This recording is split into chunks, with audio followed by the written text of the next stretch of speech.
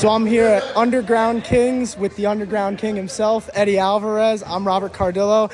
And first off, I just want to say, I've never been here. This is a beautiful gym, man. How long have you had it? Thank you, brother. We're basically 1 year now. 1 year anniversary. We had, right before our last bare knuckle event at the Wells Fargo, now the Xfinity Center. We got it right before that. They even blessed us with a bare knuckle ring. So pretty cool. It looks nice, man. Even the strength and conditioning stuff on the other side is phenomenal. Thank you, man. So have you been focusing a lot more on coaching in the past year or so? Yeah. I'm involved with a fight either way, whether it's my fight or someone else's. I'll always be involved in some sort of fighting, but I scaled back, slowed down a little bit, and now I'm involved in my fighters, building the next generation. So I do actually want to ask you, because the last time you fought was on the last Knucklemania card. So was that it, or is there more maybe in the future? I don't want to pin you to that. No. I can't even answer that because things change so quickly in the world of fighting. So I can get a call. You never know. But for right now, I'm very happy with where I'm at. I'm very happy with just training the next generation and helping these guys. Cody Russell's going to be fighting on the card. Johnny Garb is fighting on the card. Pat Brady. A lot of this new talent that is world-class talent. They know they can always reach out to me and I can help them. And obviously we're here for BKFC open workouts. What was the thing that drew you to BKFC in the first place? Because obviously you fought for pretty much every promotion that anybody could think of. And then after one championship, you came here. What was it about BKFC that kind of stuck out to you? Well, the number one thing about BKFC was when I went to a live event, it was sincerely the best live show combat I ever been to. So that was number one. There was nothing like it that I went to live. I'm a fan first. Second was I had the ability to bring it to Philadelphia. A lot of these promotions, I don't have that say with UFC or these other larger promotions to say, hey, how about we do an event at the Wells Fargo or the Xfinity Live Arena? They were just no, and there's nothing I could do about it.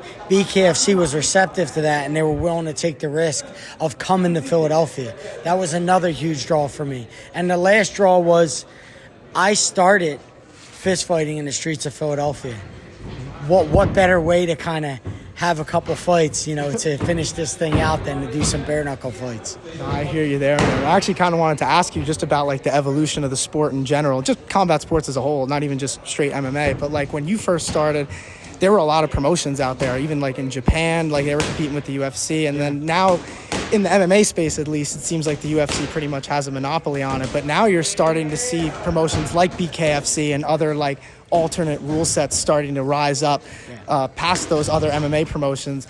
I guess just why do you think that is? And do you think, where do you think the future is for BKFC and promotions like it? I'll tell you why that is. Everybody who did MMA besides UFC, who tried to be a competitor with the UFC or take on the 500-pound gorilla, fouled.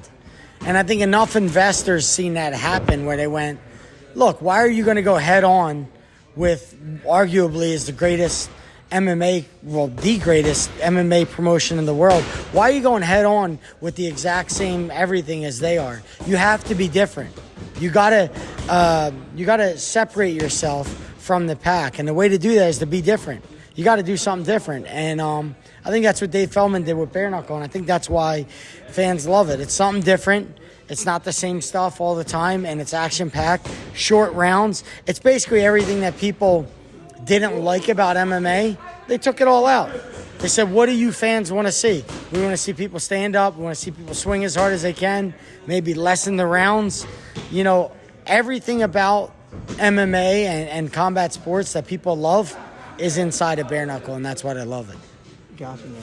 And I guess one last question sort of about the evolution of the sport too. Can you kind of get into, especially for some newer fans who might not know really the history of MMA, how has it evolved in terms of working with the promotions? Because you were fighting in Japan for I think you fought for Dream at one point, Bodog fights, things like that. Those were some old school promotions that a lot of people don't know about anymore. So how would you compare those promotions to the way it is nowadays, whether it be in the UFC or BKFC, anything? I don't think there's not a lot more competition out there. When I was coming up, you had one championship. You had not one championship. You had Dream.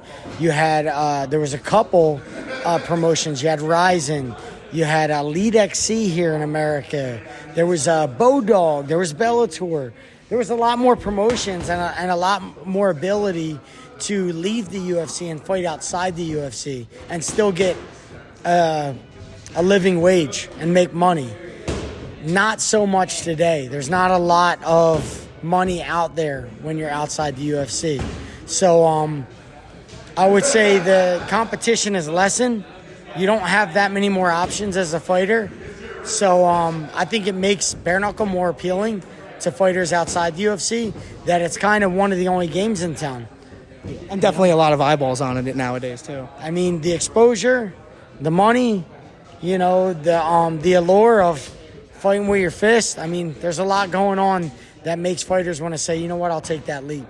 I got you, man. And I guess real quick before we go, I just got to say this too.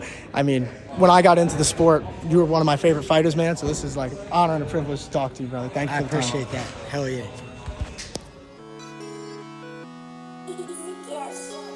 Hey,